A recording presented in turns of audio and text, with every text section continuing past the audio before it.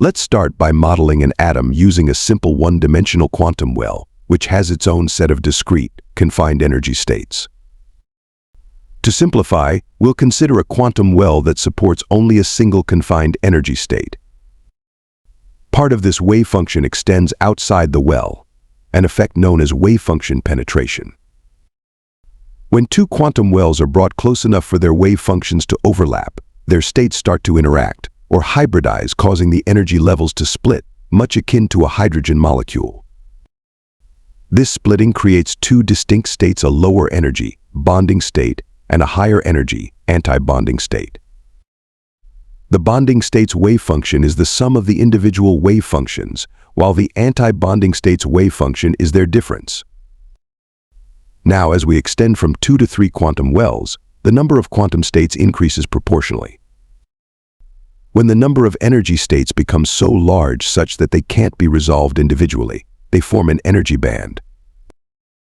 In this video, we'll explore how concepts like energy dispersion emerge from a one-dimensional chain of atoms, represented here by quantum wells. We'll also discuss the density of states and how an electron's wave function in a periodic lattice can be broken down into a periodic function, U, and a plane wave envelope. This is a fundamental result in solid-state physics known as the Bloch function. In a nutshell, this video presents the basic framework to understand how electronic properties in materials emerges from the ground up. Ready? Chapter 1. One-dimensional lattice model. We're now focused on constructing a one-dimensional lattice model, using the eigenstate of each individual quantum well as the basis. Here, we illustrate the basis states for 3 neighboring wells: J-1, J and J+1. For a system with n quantum wells, we'll have n basis states. To make our analysis simpler, it's useful if these basis states have a closed form expression. To achieve this, we consider an idealized version of a quantum well, the delta potential well. This well is defined by 2 parameters, V0 and alpha, which characterize its strength. The delta potential well supports only one bound energy level, which is proportional to the product of V0, alpha, and the electron mass. Its eigenfunction decays exponentially away from the well, with a decay constant kappa, similar in form to the ground state s orbital of a hydrogen atom, but in a one-dimensional context. Thus, we build our one-dimensional lattice model using delta potential wells, where each basis function resembles a simple s-like orbital with an exponential decay. Now we are ready to construct the Hamiltonian H for our 1D lattice. Because our basis functions are exponentially localized, the coupling between orbitals is strongest between nearest neighbors. Thanks to the translational symmetry of the lattice, this nearest neighbor coupling energy is the same between lattice points. It is represented as the off-diagonal matrix elements, or more precisely, the first subdiagonal and superdiagonal elements. Intuitively, this coupling energy should go inversely with the lattice constant A. We typically denote this nearest neighbor coupling energy as T. The diagonal matrix elements of H, representing the on-site energy at each lattice point, are denoted by epsilon. In matrix form, the Hamiltonian H is an n by n matrix, where n is the number of quantum wells or basis functions. The on-site energy epsilon defines the entries along the diagonal of H, while the nearest neighbor coupling energy T appears on the off-diagonal entries of H, or more precisely, the first subdiagonal and superdiagonal of H. Let's take a closer look at the nearest neighbor coupling energy T. In the position representation, T is given by the integral shown here. The term in red represents the Hamiltonian, while the terms in blue correspond to the local orbitals at positions J and J+1. Assuming that the interaction between local orbitals is limited to the nearest neighbors, we can derive a simplified, closed-form expression for T, as shown. Essentially, T decreases exponentially with the separation, A, between the delta potential wells, with an exponential decay constant kappa. Feel free to pause the video if you'd like to examine the math more closely. the Hamiltonian we need to solve takes the form of a Toeplitz tridiagonal matrix. Here, the off-diagonal elements are represented by T and the diagonal elements by epsilon, which we can set to 0 without any loss of generality. This type of matrix can be diagonalized efficiently using numerical software, such as MATLAB. Feel free to leave a comment if you'd like me to share the MATLAB script for this calculation. In this example, we model a one-dimensional atomic chain with a well separation of 5 angstroms. The delta potential strength is defined by V0 equals 10 electron volts and alpha equals to 1 angstrom. Now, let's examine the eigenenergies, En, for chains of different lengths, represented by the number of delta wells n. Here, we illustrate cases where n is 2, 3, 4, 8, 16, 32, 64, 128, and 256. The total number of discrete eigenenergies is n. When n reaches 256, the discrete energy levels appear nearly continuous, forming what resembles an energy band. Notice that the separation between these energy states is not uniform. In particular, the states are more closely spaced near the edges of the band. We will revisit this when we discuss density of states. We can also plot the eigenenergies, En, against their state index n, ordering them by energy level. As the number of delta wells increases, we observe that these discrete energy states gradually merge, forming a continuous dispersing energy band. This transition from discrete levels to a continuous band is a hallmark of extended periodic systems, such as crystals. In the limit of an infinite number of wells, the energy states become so closely packed that they effectively form a band, allowing electrons to occupy a range of energies. This band structure is fundamental in solid-state physics, as it underpins the electronic properties of materials, including their conductive, semiconductive, or insulative behavior. The energy spectrum has an analytical solution, as shown here, which reveals that the bandwidth of the energy band is 2T. This tells us that the greater the nearest neighbor coupling energy T, the larger the electronic bandwidth will be. This result is intuitive as the delta potential wells move further apart. The overlap between neighboring wavefunctions diminishes, and T approaches 0. In this limit, the eigenenergies converge to the eigenenergy of an isolated well, effectively eliminating the bandwidth. Conversely, as T increases due to closer spacing, the energy levels spread out, allowing electrons to occupy a broader range of energies within the band. The agreement between the analytical and numerical results is excellent. In later sections, we will derive this analytical expression for the energy dispersion.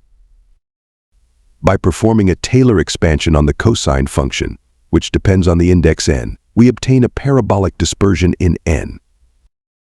The denominator in the term highlighted in red, n plus 1 times a, represents the total length of the system. Let's denote this total length by L.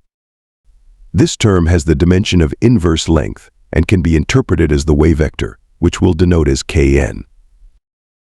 Near the band edge, the energy disperses with k square, similar to how classical kinetic energy depends on the square of momentum. In quantum mechanics, the wave vector k is directly related to the electron's momentum through the de Broglie relation, highlighting the deep connection between band structure and particle-like behavior in a periodic potential. Chapter 2. Density of states. The density of states describes the number of electronic states available at each energy level. Mathematically, the density of states is defined as the derivative of omega with respect to energy, divided by the total length L of the system. Here, omega represents the cumulative number of states below a given energy E. This function is essential for understanding how electrons populate the energy bands. In our setup, omega can be simply interpreted as the state index n. From previous sections, we know how the energy En relates to the state index n. If we treat energy E as a continuous variable, we can express omega as a function of E, which allows us to obtain an analytical expression for the dose by differentiating omega E with respect to E. With this expression for omega E, we can derive the DOS analytically as shown. This result can be compared with the numerical counterpart. The numerical DOS can be computed by counting the number of states at each energy level. This is done by approximating the Dirac delta function with a Lorentzian function of finite line width, which smooths out the counting process and provides a practical approximation for the density of states in a finite system. Here we plot the density of states on the left, with the numerical and analytical results shown in red and blue, respectively. For reference, the discrete energy levels are displayed on the right. We explore how the density of states evolves as we increase the number of quantum wells, n, in our one-dimensional atomic chain. As n increases, the numerically computed DOS converges with our analytical result, demonstrating the accuracy of our model. Notably, we observe sharp peaks in the density of states near the edges of the electronic band, which aligns with our observations from previous chapter. These peaks indicate regions where the states are more densely packed, a characteristic feature near band edges in many one-dimensional solid-state systems. Chapter 3. Wavefunctions and Bloch theorem. In previous sections, we explored the energy spectrum of our 1D atomic chain. But what about the wave function? The eigenvectors, represented by the Cn ket, contain the wave function amplitudes, expressed in terms of the basis functions phi located at each delta potential. To obtain the real space wave functions, we construct a linear combination of the basis functions phi at each site j, weighted by the complex amplitudes found in Cn ket. In other words, we build the complete wave function across the lattice by summing over contributions from each site. Here we consider an atomic chain with 32 delta potentials. The energy spectrum is shown on the right, while on the left, we plot the real space wave functions for the 5 lowest energy states. These wave functions reveal interesting patterns. They display a sinusoidal envelope, with the number of nodes increasing proportionally with the state index n. Additionally, each wave function shows a rapidly varying component, with a period set by the lattice constant, a. These observations can be described mathematically. The wave function can be expressed as the product of a periodic function, u, and a slowly varying envelope described by a plane wave. A wave function written in this form is known as a Bloch function. The periodic component, u, varies rapidly with a period equal to the lattice constant. This leads to a key result. When the wave function is translated by one lattice constant, it transforms into the original wave function multiplied by a phase factor, proportional to k times a. This result is the well-known Bloch theorem. For a formal treatment of Bloch's theorem, please refer to our detailed video on this topic. Additionally, the treatment of a perfectly periodic array of delta potentials, known as the Kronig-Penney model, is discussed in another video. So wouldn't a Bloch function be a more natural basis for describing a periodic system? Our localized orbital, however, is not a Bloch function.